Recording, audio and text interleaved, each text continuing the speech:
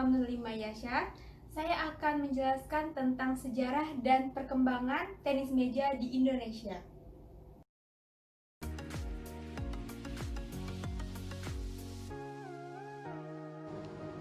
Sebelum membahas sejarah tenis meja di Indonesia, saya akan menjelaskan sedikit tentang apa itu tenis meja.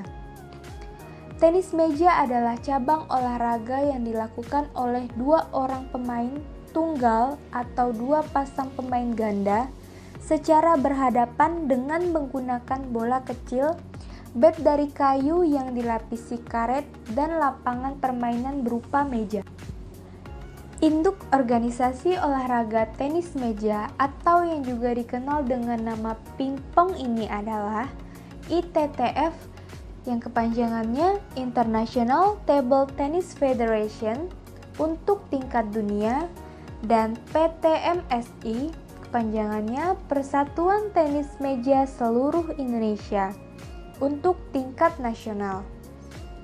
Tenis meja sebelum masuk ke Indonesia, permainan tenis meja ini sudah dikenal di Inggris sejak abad ke-19.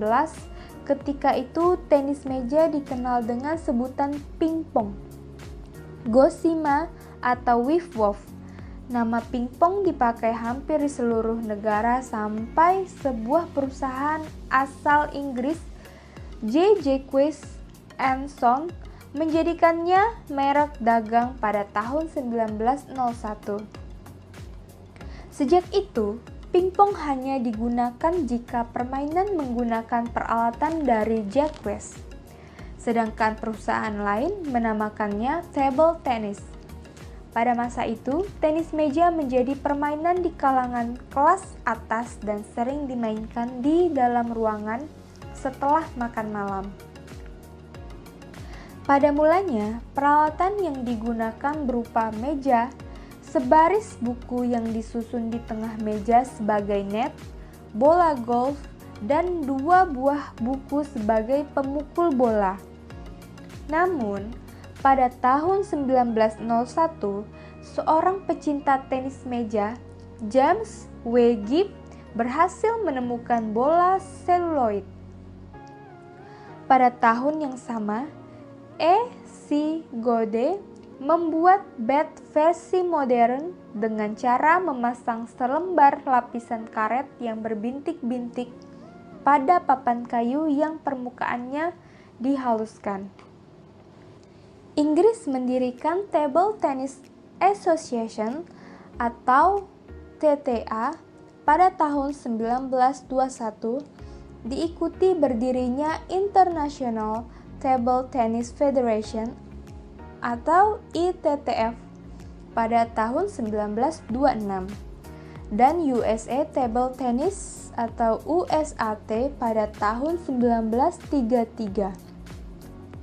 Kejuaraan tenis meja yang pertama kali diadakan di London, Inggris pada tahun 1926.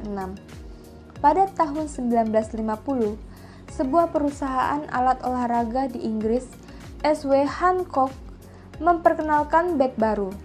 Kayu berlapis karet disatukan dengan lapisan sponge di bagian dasarnya sehingga menyebabkan tingkat kecepatan dan perputaran bola menjadi tinggi.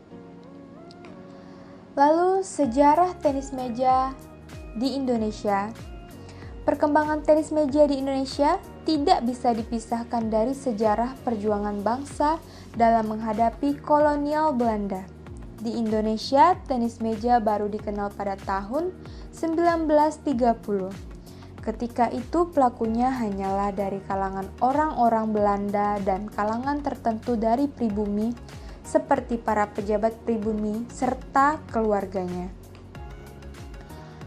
Pelaksananya pun hanya terbatas pada balai-balai pertemuan dan masih dianggap sebagai suatu permainan untuk mengisi waktu luang. Sekitar tahun 1940, banyak didirikan klub pingpong di lembaga-lembaga tertentu, seperti sekolahan dan kantor pemerintah. Sehingga bagi bangsa Indonesia hanya kalangan tertentu pula yang dapat memainkannya. Setelah Indonesia merdeka, mulailah terjadi penyebaran permainan pingpong ke khalayak ramai.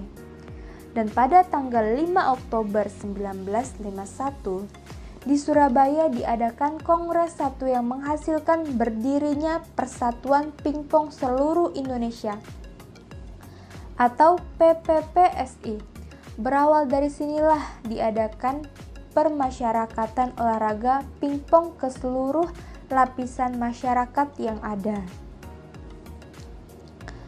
Pada tahun 1958, di Surabaya diadakan Kongres Pingpong yang menghasilkan keputusan merubah PPPSI menjadi PTMSI atau Persatuan Tenis Meja Seluruh Indonesia.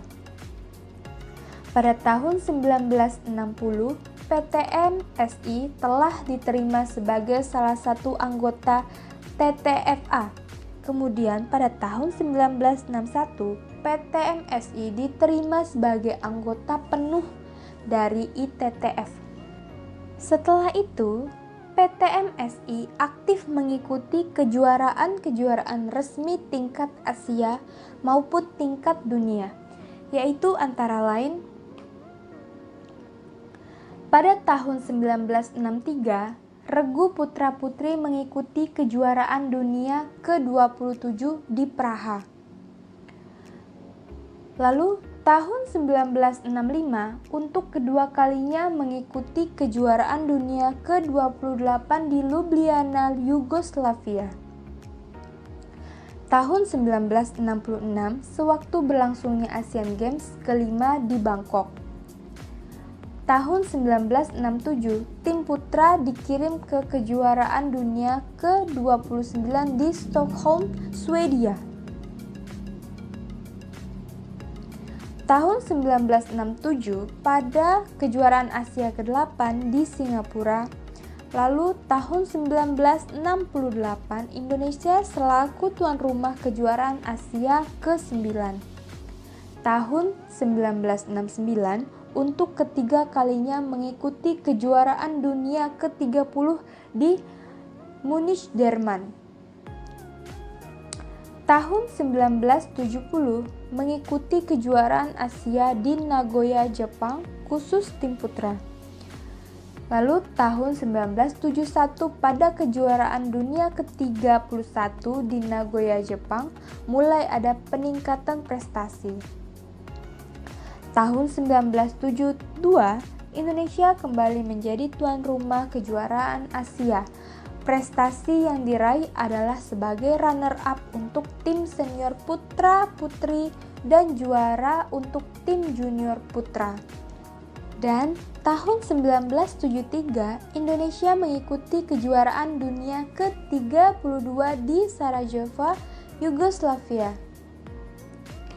Selain kegiatan-kegiatan pertandingan itu, hal lain yang perlu diingat dalam perkembangan pertenis mejaan di Indonesia adalah berdirinya Silatama, kepanjangannya Sirkuit Laga Tenis Meja Utama, yang dimulai pada awal tahun 1983 yang diselenggarakan setiap 3 bulan sekali. Dan Silaturna yang kegiatannya dimulai sejak tahun 1986 yang diselenggarakan setiap 6 bulan sekali. Keikutsertaan Indonesia pada kejuaraan-kejuaraan resmi terus berlangsung sampai sekarang dengan prestasi yang menunjukkan fluktuasi. Hal ini dapat saja terjadi mengingat perkembangan tenis meja di negara-negara lain berlangsung dengan cepat dan penggunaan teknologi canggih untuk mencetak atlet terutama dalam pemilihan jenis karet pemukul, sarana dan prasarana latihan, proses latihan dan evaluasinya, serta usaha-usaha pembibitan atlet sejak dini. Begitulah sejarah dan perkembangan tenis meja di Indonesia. Sekian dan terima kasih. Wassalamualaikum warahmatullahi wabarakatuh.